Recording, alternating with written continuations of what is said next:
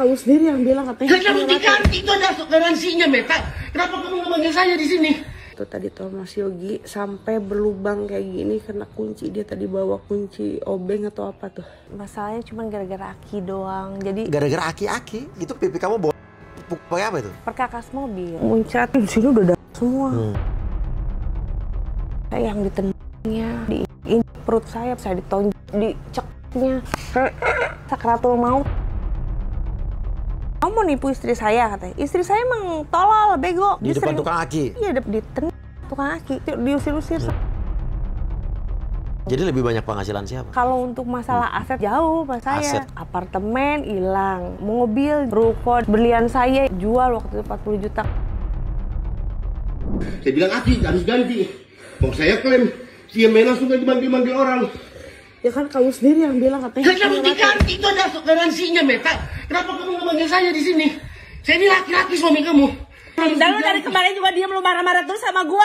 Mel-mel terus Nggak lu. ada diem. Apaan diem? Tanya tuh si Mbak. Tuh tadi tuh Mas Yogi sampai berlubang kayak gini kena kunci. Dia tadi bawa kunci obeng atau apa tuh? Sampai nyek. Cuman gara-gara masalah saya ganti aki.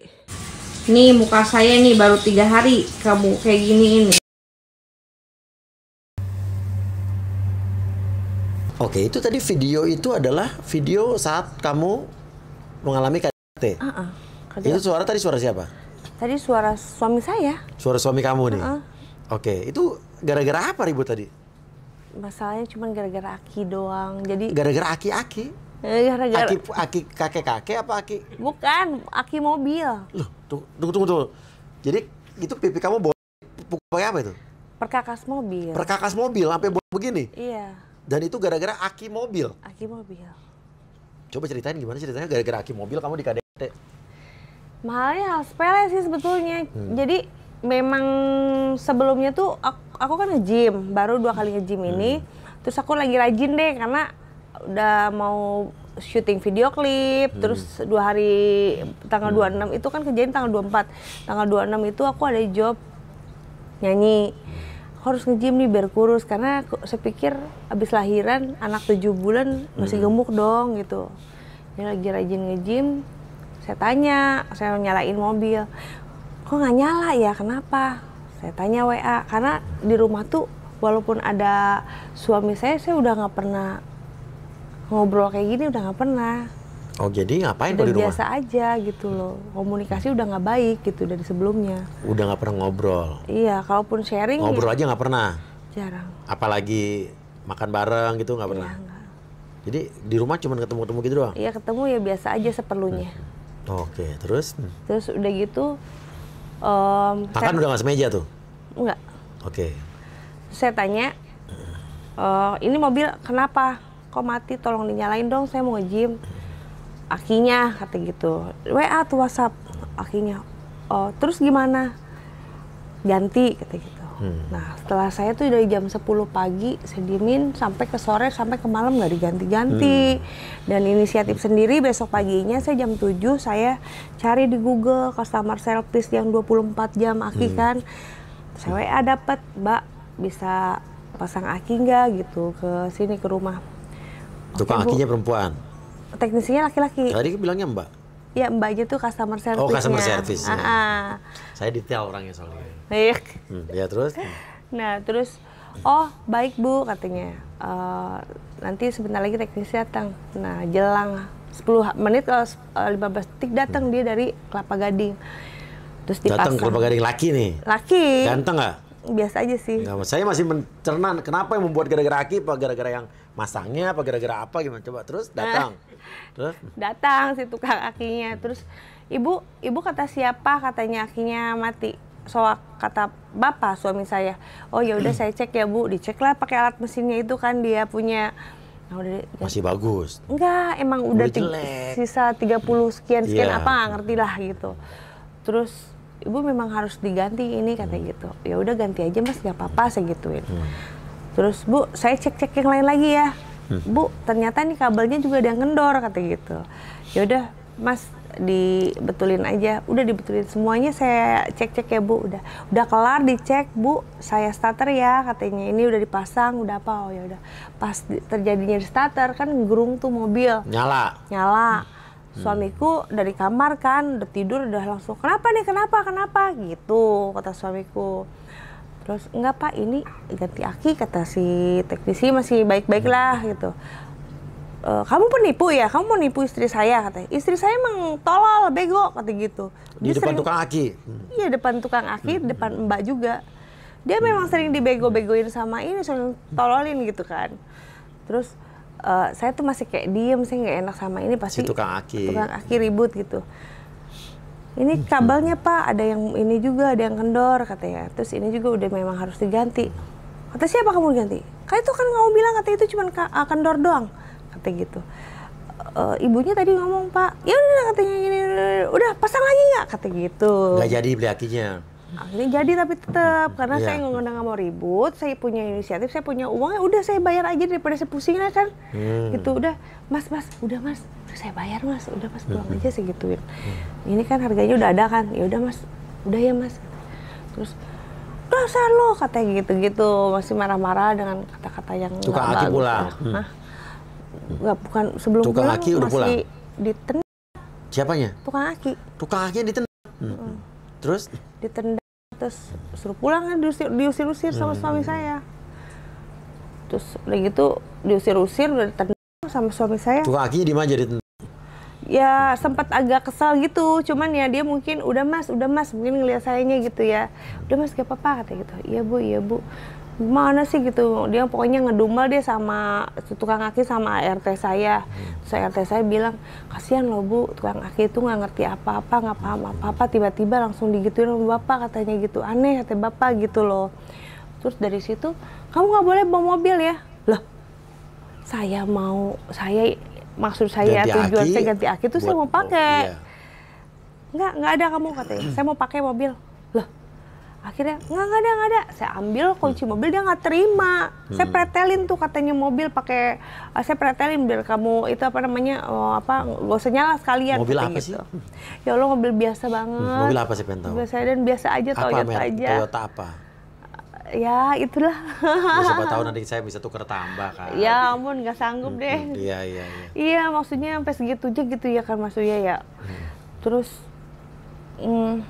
apa namanya? Udah katanya saya mau pakai tuh mobil katanya. Akhirnya saya bilang, saya marah-marah sama dia karena saya nggak terima. Saya juga udah mau jalan, tadinya udah siap-siap kan. Dia sambil bawa perkakas, kenapa gini, langsung hantam. Dihantam tuh pipi kamu yang begitu tadi? Iya, sampai berdarah gitu loh. Terus saya belum sadar tuh karena udah dari situ juga udah emosi juga sayanya juga ya, maksudnya kok suami kayak gitu pagi-pagi bukannya bikin enak apa gitu kan. Ini mau malah dihantam, bedah. Dia tuh masih ngoceh terus, ini kok kayak ada bayangan apa ya, kan langsung muncrat gitu loh. Kayak bayangan apa saya nggak ngerti. Pas tiba-tiba pas ngeliat gini di sini udah darah semua, banyak nih darah. Masih nggak terima, belum puas tuh suami saya, tetap saya yang ditendangnya, di perut saya kan baru lahiran sesar kan, terus saya di perut saya sampai sekarang aja saya masih kayak nyer masih kayak ngilu gitu loh.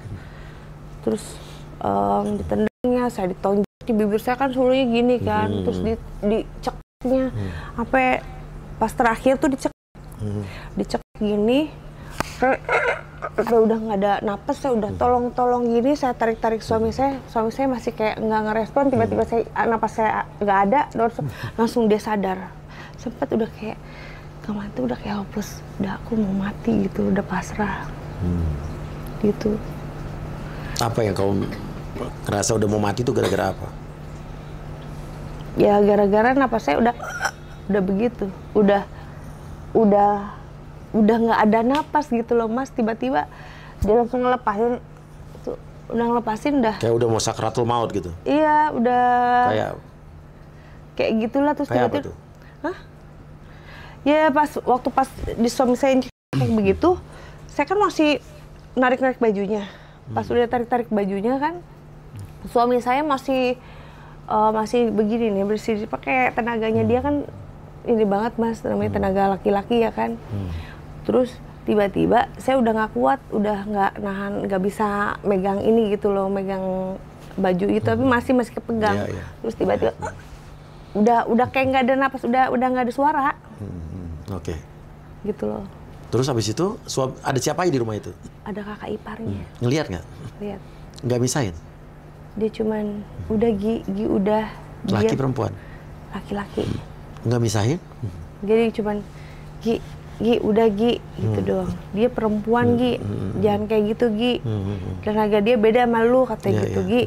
Bisa mati dia Gi gitu doang. Terus akhirnya apa yang membuat dia berhenti? Pas saya dicek, saya kehilangan napas. Ya pokoknya dicek, saya udah nggak ada napas, terus udah kayak sakratul maut lah gitu, udah sampai begitu.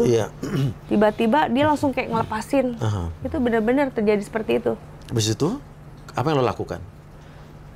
Langsung dia langsung minta maaf sama saya. Bilang apa dia? Maafin saya. Terus langsung dia bawa tisu langsung gini.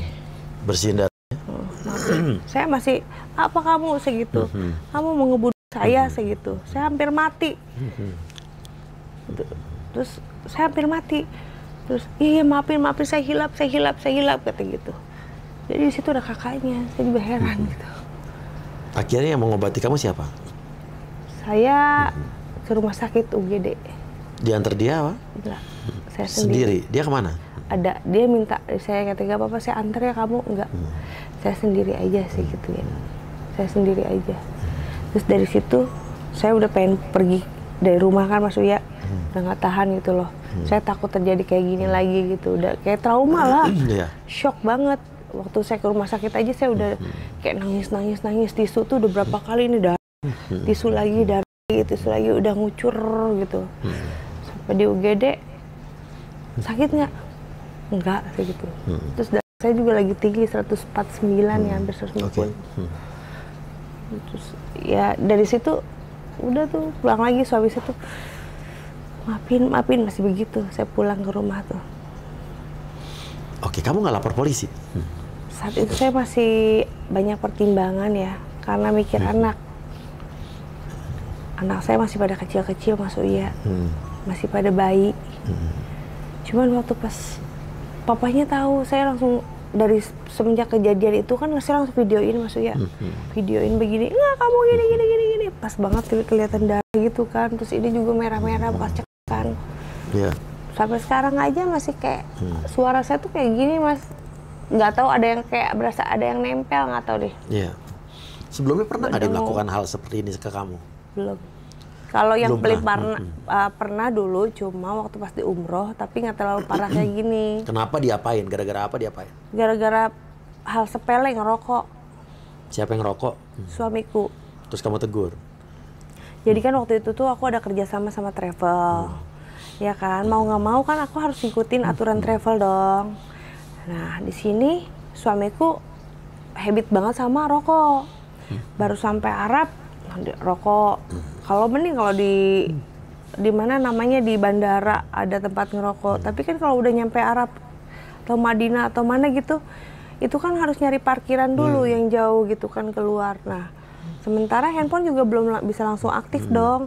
Itu kita nyarinya setengah mati. Makanya sama orang travel tuh, kok ini kebiasaan nih Ratu Meta suaminya gitu-gitu, rokok terus lah, hilang-hilangan mulu gitu. Sementara ini kita lagi nungguin kereta cepat, kata gitu. Terus mau sholat juga begitu, kamu tungguin dulu adek, bantuin, karena saya bawa anak kecil kan, bayi, tolong dulu dong gini-gini. Iya, dia ngerokok lama banget, kamu kebiasaan nih ngerokok terus. Kalau ngerokok tuh lama banget, sejam, waktu udah mau sholat lagi kan kalau di sana gitu kan. Itu di situ cuman gitu doang, permasalahan hal sepele. Terus gitu. Kamu diapain? Ya didorongnya sama dia, didorongnya gitu, dipukulnya gitu. Oke, suami kamu kerjaannya apa sih? Sebetulnya dia lebih ke investasi ya, investasi di PLN.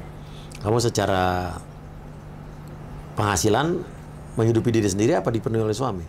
Mas Uya, aku tuh ya dari sebelumnya tuh aku ada penghasilan sendiri dari restoranku, ada dari beberapa ya asuransi, terus ada juga dari royalti sampai aku tuh sakingnya sayang keluarga gitu kan, sayang keluarga, sayang anak-anaknya dia juga udah sebelumnya kan punya anak 3 gitu, saya bawa anak 1, terus kita lahiran anak 2, jadi semuanya 6. Ya kan biaya-biaya tersebut pasti ada kekurangan terus kan. Akhirnya saya tuh satu persatu saya jual aset-aset saya gitu. Ya udah deh nggak apa-apa. Gitu. Saya mikirnya suami saya juga nanti juga akan apa namanya, insya Allah lah ada rezekinya gitu, dengan dia ngomong oh iya nanti ini akan ada hasil begitu. Tapi sampai sekarang sampai 3 tahun nih belum ada gitu loh. Jadi lebih banyak penghasilan siapa? Jujur kalau untuk masalah aset yang udah banyak kejual ya jauh mas saya. Aset kamu yang kamu jual-jual? Iya, ya apartemen hilang, rumah juga, mobil juga. Terus waktu itu kita punya ruko di mana, di Galaksi, itu memang kita sewa. Cuman kan di dalamnya itu udah deh kita gali-gali jual aja cepet gitu loh. Padahal itu saya jual beli mahal banget kan isi-isinya. Kayak gitu, berlian saya yang beli berapa ratus juta saya jual waktu itu 40 juta karena buat apa? Buat buat hidup tuh kan butuh uang gitu kan. Sementara suami saya dari PLN kadang masuk 1 bulan itu, kadang 2 bulan belum masuk, mau nggak mau saya yang berpikir gitu loh. Oke, jadi intinya baru pertama kali dia melakukan kekerasan yang seperti itu ya? Dan setelah bukan pertama kali sih, kalau ini lebih parah sekarang. Yang paling parah ya? Sebelumnya pernah dipukul juga? Ya itu yang tadi saya bilang ngedorong gitu. Nah terus habis itu ini kan kejadian sudah berapa lama nih? Kemana dia sekarang? Gak tahu, saya tuh sempat waktu pas berapa hari yang lalu saya udah bilang kalau anaknya itu sakit giginya, saya mau ke rumah sakit. Terus udah gitu rumah sakit ini yang ada di Jakarta Selatan. Nah kalau bisa nanti siapin dana ya, uang buat karena giginya harus di apa gitulah, ngerti dokter. Akhirnya ya udah kapan, katanya Rebo. Oh ya udah Rebo. Tadi saya telepon, saya pulang dari syuting itu pagi-pagi, terus langsung ke rumah sakit. Saya telepon, saya WA, sampai sekarang nggak dibalasnya sama dia. Makanya saya udah sampai ngomong ini mau seperti apa nih kelanjutan ke depannya nih, atau mau dilanjutin, mau gimana nih perkaranya, apa mau dilaporin aja sama saya gitu loh, atau emang mau ada itikat gitu loh dianya. Nah kamu maunya apa? Kalau untuk pertama sih saya mikirnya gini, kasih saya waktu, saya tanggal 1 saya bayar semuanya. Jujur banyak perhiasan saya yang sudah digadein. Ya, saya mau perhiasan saya diambil ya. Saya bilang berlian saya yang sudah digadein tolong diambil. Dia minta waktu tanggal 1. Nah, tadinya tuh mikir itu tanggal 1. Cuma saya mikir lagi, ini aja buat berobat anaknya aja dicuekin 1 hari ini gitu. Sampai saya tadi ke rumah sakit. Tadi saya di story agak kesal juga ya. Maksudnya kok perlakuannya kayak gini banget sih. Masa anak sakit, saya bawa anak sendiri sama Mbak. Nggak ada perhatiannya bapaknya. Akhirnya yang bayar rumah sakit siapa tuh? Saya. Oke, dia nggak peduli. Iya, saya WA nggak dibalas, telepon nggak diangkat. Kenapa giginya tadi? Giginya itu sempat numbur gitu kan, terus udah gitu ditambal. Oke, ya oke. Dan sekarang kamu sendiri maunya hubungan kamu dengan dia apa? Saya sih sebetulnya kalau misalkan untuk balik lagi kayaknya nggak bisa. Oke, terus? Saya udah, makanya sebelumnya tuh saya nggak nge-blow up kan ya mas. Kenapa? Saya masih ada pertimbangan, ada anak. Saya masih pertimbangan dia buat income-nya anak-anak saya untuk bulan depan gimana gitu, masih mikir seperti itu. Terus tiba-tiba dengan saya berdiam diri, maksudnya harusnya dia juga memperbaiki dirinya dia gitu kan, malah kayak nantangin saya gitu loh. Nantanginnya gimana? Ini kata gini, ini baju-baju kamu kapan mau ambilin barang-barang kamu di rumah sini. Memang saya waktu pas saat itu saya kan udah kejual tuh aset, jadi saya pindah ke rumah mertuanya mas. Mertua kamu? Iya, mertua saya pindah di Duren Sawit. Lalu dia pas udah gitu dia ngomong, ini kapan nih mau diambilin barang-barangnya. Itu yang saya sakit hati, terkesan saya diusir. Terus saya bilang, saya mau ambil ini ya, biasa saya mau ambil kain, buat di resto saya gituin. Terus Resto apa sih? Saya punya restoran seafood, Mas. Di mana? Di Kerawang. Jauh ya, kalau di Jakarta kita cobain nanti. Iya, Mas. Iya, Mas Kerawang. Terus udah gitu, itu kan udah 5 tahun, Mas. Masa restoran saya juga mau suruh dijual sama dia, Mas? Saya nggak mau lah. Restoran gak ada untungnya, mau ngapain? Terakhir itu yang bikin saya saya diem. Itu restoran gak ada untungnya, kapan ngapain kamu katanya gitu, capek-capek, jauh lagi di Kerawang. Restoran seafoodnya apa namanya? Ratu Seafood. Ratu Seafood di mana Kerawangnya? Ini promo nih biar orang Kerawang pada tahu. Iya, Ratu Seafood di Purwasari sama di Sukasari, di Cikampek ada, di Kerawang ada. Ya, Ratu Seafood ya, datang tuh yang Kerawang ya. Iya, jadi memang itu tanah-tanah warisan ibu saya, tapi saya udah balik nama atas nama saya sendiri. 500 meter saya bangun waktu itu hampir 1,5 M loh Mas saya bangun itu.